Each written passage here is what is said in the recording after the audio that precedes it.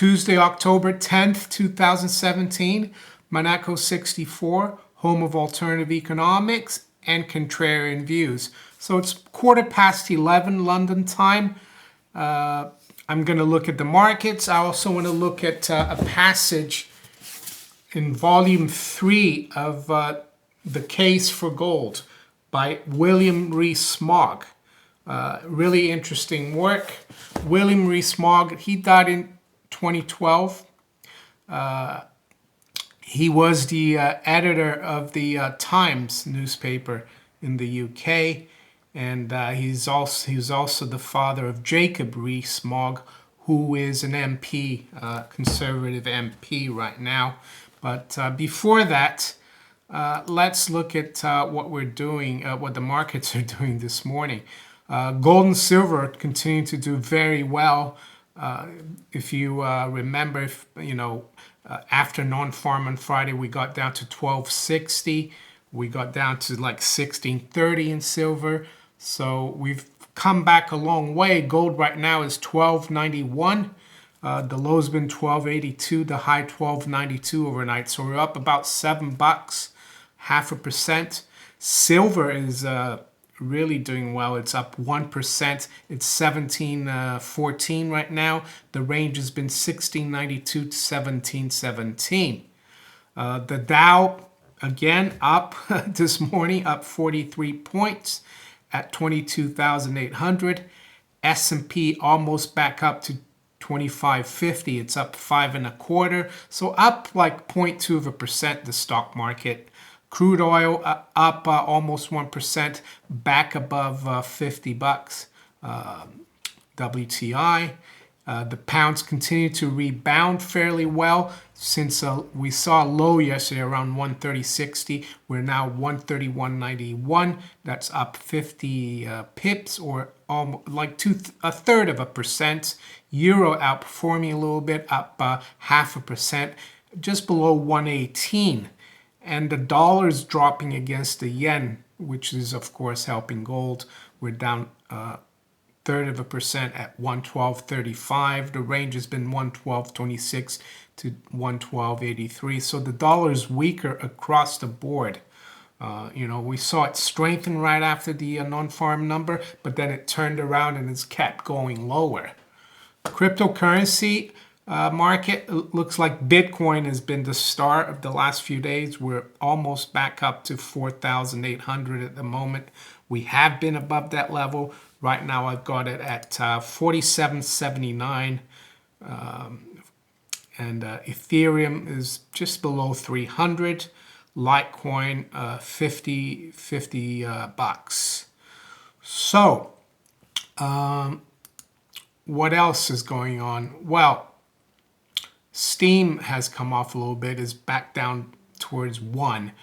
But I wanted to talk about this book by William Rees-Mogg. I think he was a lord as well, but that doesn't really matter. This book was written, I think, 2002. And I want to go and look at a part of this book, which is The Case for Gold, and how the precious metals became money. And it's taken from the works of Carl Menger, Austrian school economist. And I'll read here, and I'll also make some comments while I read. So it's on page 100 of volume 3.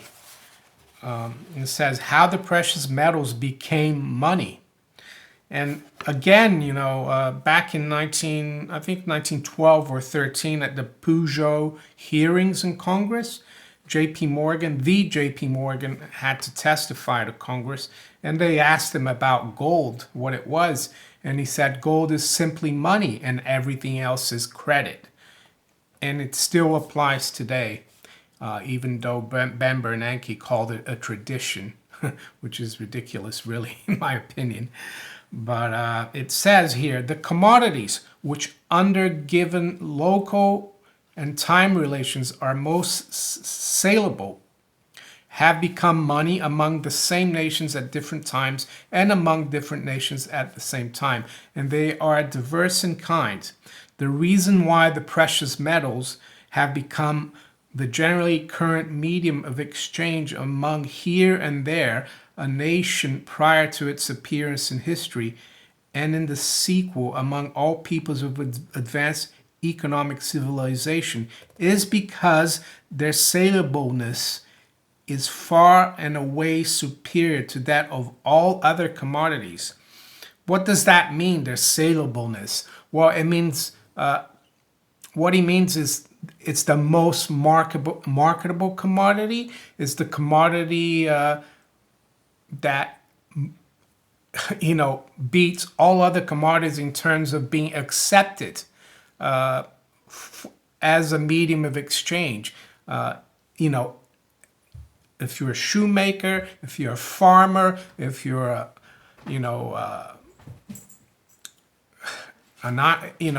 baker, or if you are an accountant, you will accept gold as a medium of exchange. And it's the most marketable and saleable commodity. And it goes on to say, and at the same time, because they are found, precious metals, to be specially qualified for the concomitant and subsidiary function of money. And it goes on to say, there is no center of population which has not, in the very beginnings of civilization, come keenly to desire and eagerly to covet the precious metals in primitive times for their utility and peculiar beauty as in themselves ornamental, subsequently as the choicest materials for plastic and architectural decoration, and especially for our ornaments and vessels of every kind. And it goes on to say, in spite of their natural scarcity, they are all well distributed geographically, and in proportion to most other metals are easy to extract and elaborate. And it goes on to say, so it basically saying that, it's not just in one part of the world. You can find the precious metals, gold and silver, evenly distributed all over the world. Of course, there are some places where they found more gold, like the gold rush in California or South Africa, but you can find it everywhere, really, around the globe or the earth. And it goes on to say, further, the ratio of the available quantity of the precious metals to the total requirement is so small that the number of those whose need of them is unsupplied, or at least insufficiently supplied, together with the extent of this unsupplied needs, is always relatively large. Larger, more or less, than in the case of other more important, though more abundantly viable commodities. So very interesting. Of course, as currency, we don't use gold anymore, nor silver. They've been basically, governments have, in the last 100 years, used crises like wars, of course, to take it out of circulation. But you look at all the central banks, the very wealthy, they still store gold and silver as a preserver of wealth. It's central banks are banks. Their monetary reserves, a lot of it is gold, so it's still money, but it doesn't circulate, of course, anymore. You can't go to the shop and use silver change to buy things, or use an ounce of gold to buy a suit at a tailor.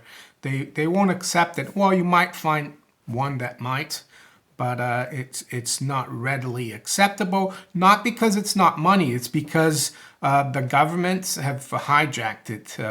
Big governments hijacked it, and they've made pieces of paper which used to represent gold and silver. They've made that into currency.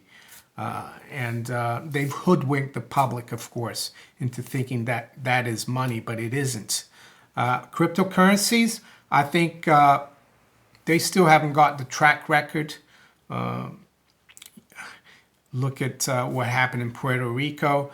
I know they didn't, I'm not sure, if people were using silver coins to buy stuff, but I just saw a story that they had to ship, the New York Fed had to ship a plane load of cash to Puerto Rico because electricity went down. They still have 90% of the electrical grid is down in Puerto Rico after more than 2 weeks.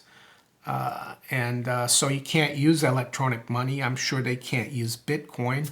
They can't use other cryptocurrencies. So they had to send paper cash. I know they didn't send gold because that's not currency, but I'm sure in other places, if we had the same crisis, people would accept gold and silver as a medium. I would, if I was in Puerto Rico and I had a farm and someone wanted to buy some stuff, some cattle or some chickens for me, I would accept gold or silver. Yeah. What else? No, I just wanted to talk about that. A lot of people, when I talk about gold, they say, "Oh, you can't take it to Kmart or whatever," and they won't accept it. But as a store of wealth, it's still money. So that's it. If you enjoyed this video, please like, share it. If you haven't subscribed to my channel yet, click on the subscribe button, and you can also follow me on Twitter and on steemit.com. I'll talk to you later. Bye.